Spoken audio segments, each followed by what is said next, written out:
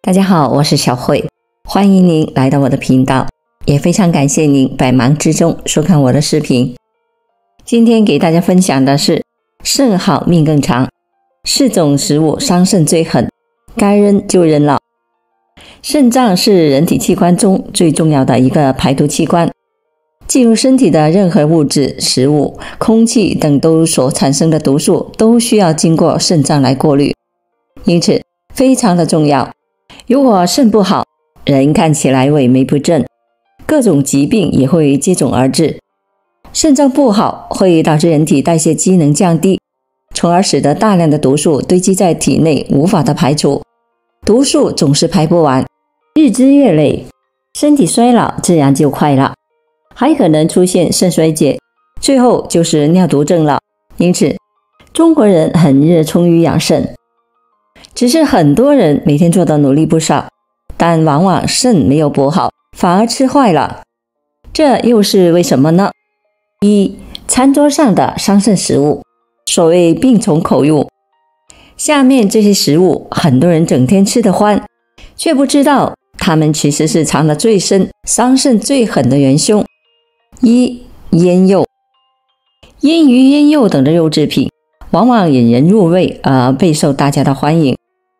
然而做过腌肉的人都知道，腌制肉类一定要整包的放盐才能成功，所以这类食物的盐含量一定是严重超标的，稍微的吃上几口就要喝水来压一压才好。虽然中医认为咸入肾，但是过量的咸就一定会伤肾了，所以肾其实是很怕咸的器官。而有研究发现，日常吃进去的盐 95% 都是由肾脏代谢掉的，摄入盐太多，肾老是加班加点的工作，长期以往是很难不累坏的。二、浓茶，在大多数的人认知里，适量喝茶能够消食护血管，所以有人觉得茶是好东西，一定要多喝，甚至认为喝浓茶的效果能够翻倍。但其实喝浓茶非但不保健，反而对肾的伤害是不少。其一，浓茶中的草酸含量较高，草酸在尿路中容易草酸钙结石，引起肾结石，还不利于铁的吸收。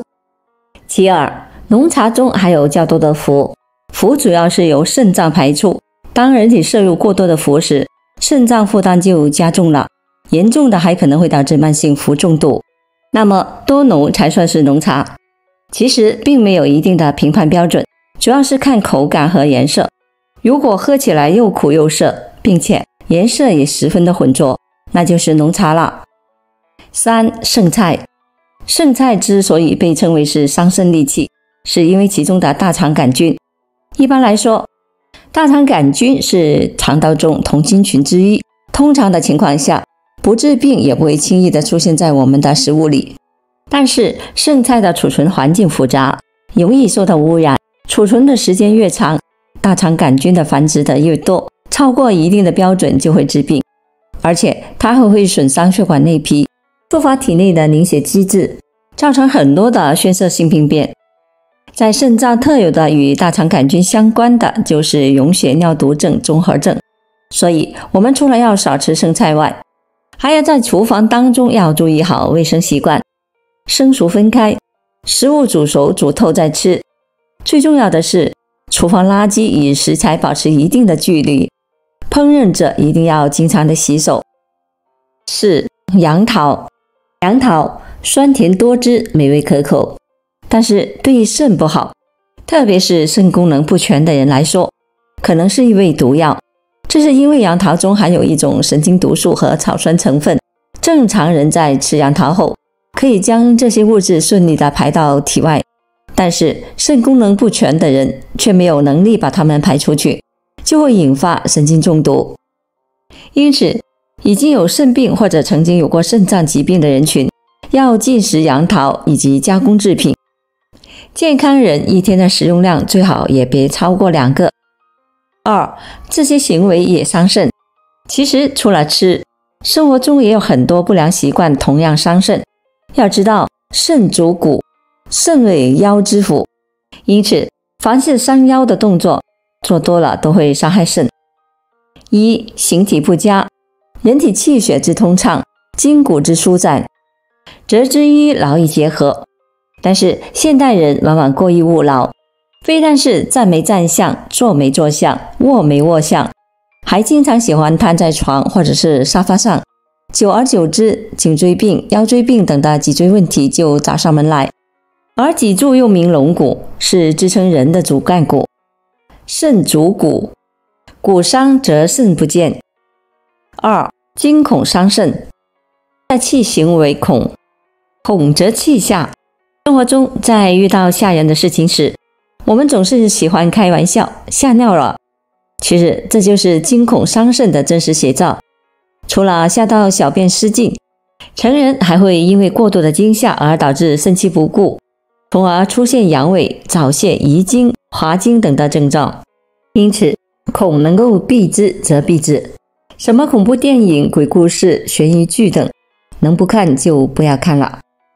三、过度用耳，肾开窍于耳，肾精水海不足，则会出现头晕、耳鸣、听力下降的症状。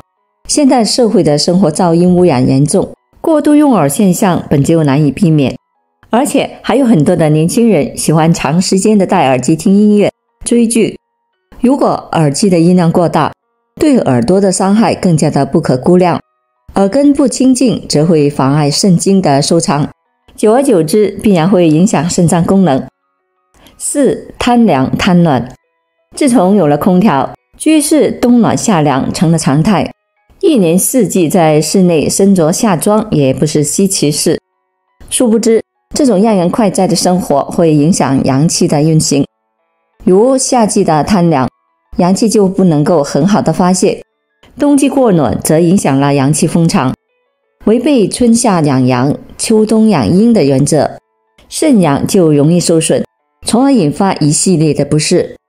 五、衣着不适，为了青春美，哀动不后悔。现代人穿衣不顺应时节，尤其是冬日，着装过于单薄，会导致寒邪侵袭骨络关节、包公，损伤肾阳。除此之外，生活中还有一些不经意的行为，稍不注意就会影响到肾脏的保养，比如熬夜、冬季剧烈运动、防劳过度等等。其实养肾的重点就在于护肾，而非摄入多少名贵的补药。大家千万不要让生活中看似无所谓的行为潜移默化地伤害肾。三、补肾常吃肾之果，板绿又称为绿子，有山中药、树上饭的美称。古时人们对绿子就情有独钟，常常食绿养生。据说苏辙晚年得了腰腿痛的毛病，一直治不好。后来一位山翁授他一秘方，即每晨用鲜栗10克，捣碎煎汤饮，连服半月。苏辙食后果然灵验，南宋陆游一生坎坷，却能活到85岁的高龄。这与他一生注重饮食养生有很大的关系。他对板栗就很有感情，晚年齿根浮动，常使用栗子来治疗。清代慈禧太后曾传旨御膳房，以优等栗子加工贡膳，御厨精选栗子，加入了上等的冰糖清炖，供给慈禧太后当点心食用。通常我们都是把板栗蒸熟了或者是炒熟了再吃，其实板栗也是可以生吃的，而且生吃熟吃的功效大有不同。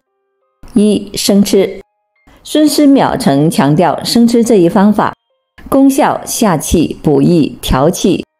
若养成每日吃风干生板栗的习惯，可达到有效的预防和治疗肾虚、腰酸腿疼的效果。而且风干的板栗对老年人的夜尿频繁也有很好的疗效。做法：用网袋将板栗悬挂风干，每日早晚各吃生板栗3到4枚，放在口中细细的搅碎，使口感无渣，成为浆液时，一点点的咽下去，能够使保健效果最大化。二、熟吃的功效。何为健脾？缓解脾虚。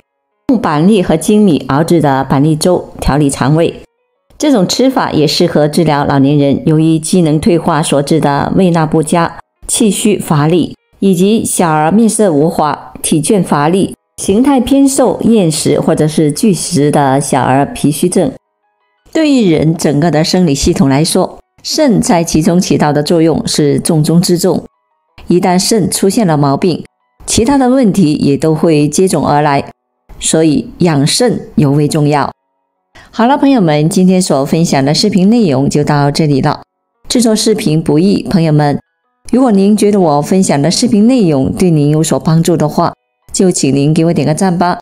您的每个留言和点赞都是我进步最大的动力，也非常欢迎您到评论区分享您的生活经验。